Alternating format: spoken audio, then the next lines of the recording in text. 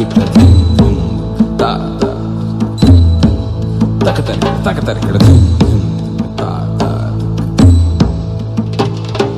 dhum dhum ta ta.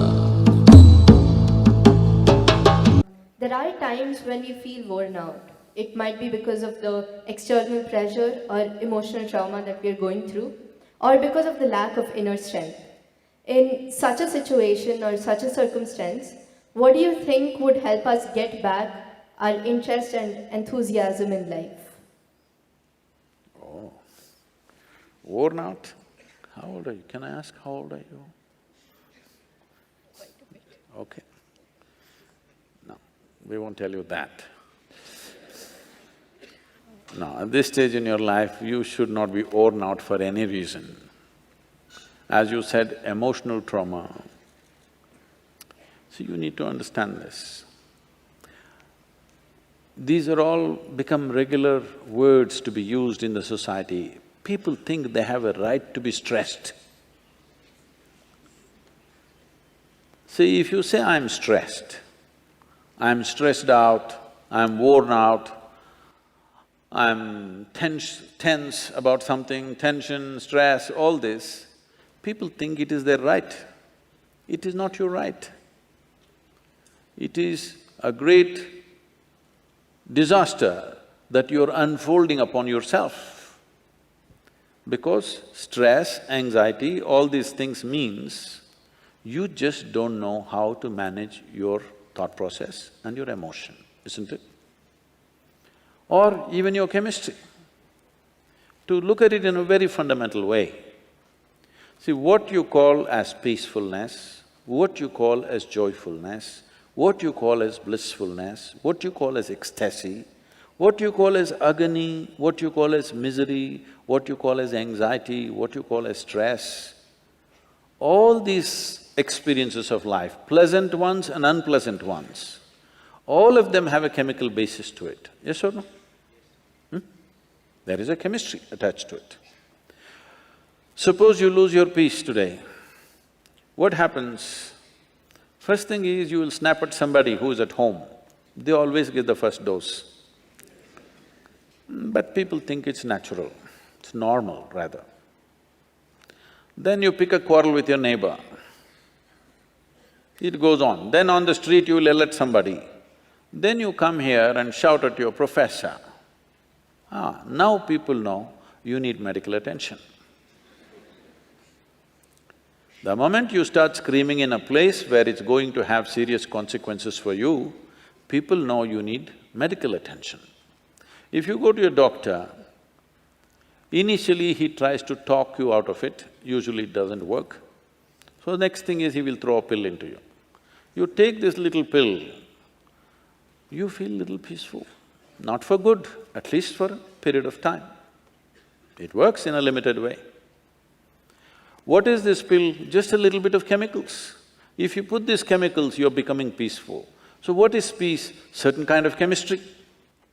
What is joy? Another kind of chemistry. What is ecstasy? Another kind of chemistry. What is misery? Another kind of chemistry.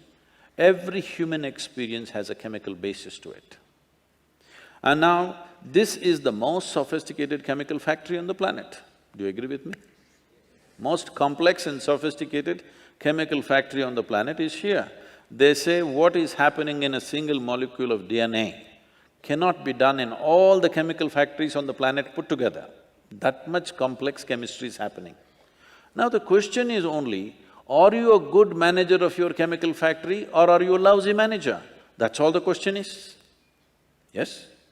If you manage a chemistry of blissfulness, people are always asking me, Sadhguru, how day in and day out with such variety of activity, how are you like this? I keep my factory is managed by me, not by my enemies. Your factory also must be managed by you, isn't it? If you manage this chemical factory, will you create chemistry of blissfulness or chemistry of stress, anxiety and other things? Blissfulness. That's your choice? Yes. Very nice. If that is your choice, I'm sure that is the choice for everybody when it comes to themselves. You may want something else for your neighbor. What you want for your neighbor may be debatable, But what you want for yourself is 100% clear, isn't it so? Hello? Highest level of pleasantness you want for this? Yes or no? Why such a simple thing is not happening? Simply because there is no sadhana. That means you have not turned the tools that have been given to you as your tools. See, we were trekking in… every year we are trekking in Tibet. So I'm in a tent, I'm doing some work, writing something. Another person is cutting an apple, and there's one more person in the tent, and that person tells this person, "Be careful, it's a very sharp knife." This irritates me, because I call something a knife only if it's sharp.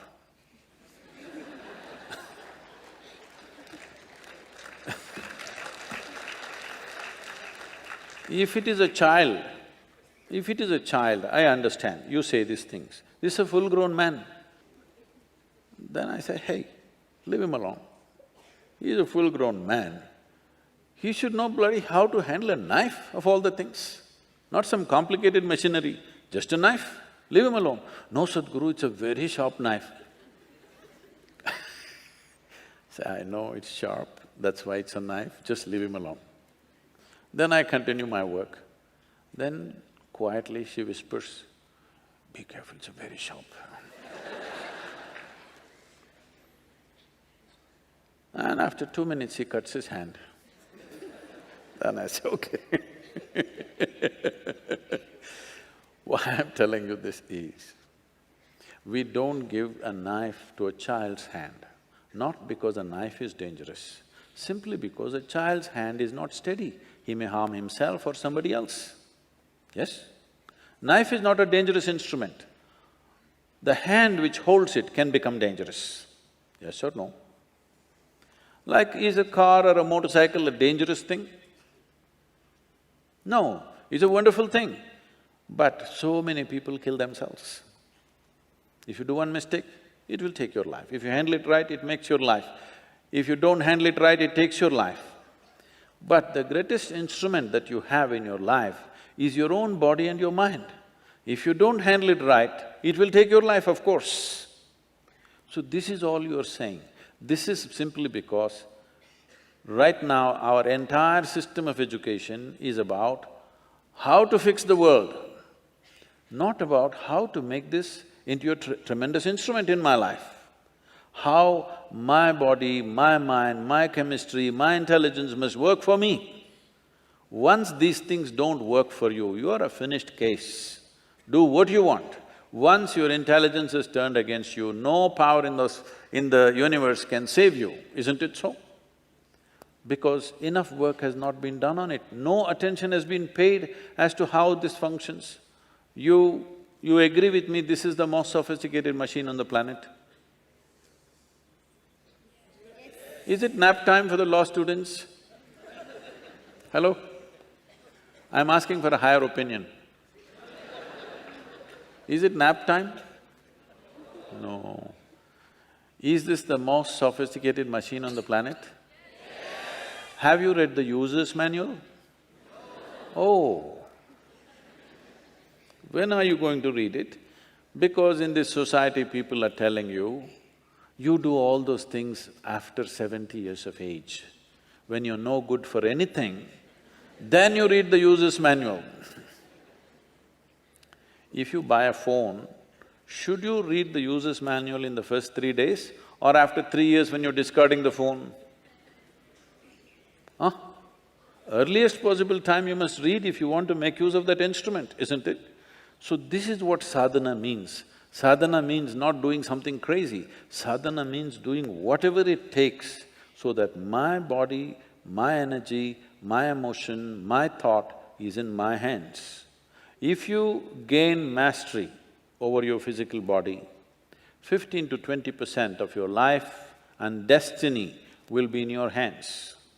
If you take charge of your mind, 60 to 70% of your life and destiny will be in your hands. If you take charge of the very life energies that you have, 100% of your life and destiny will be in your hands. Young people should do this first before you mess with the world.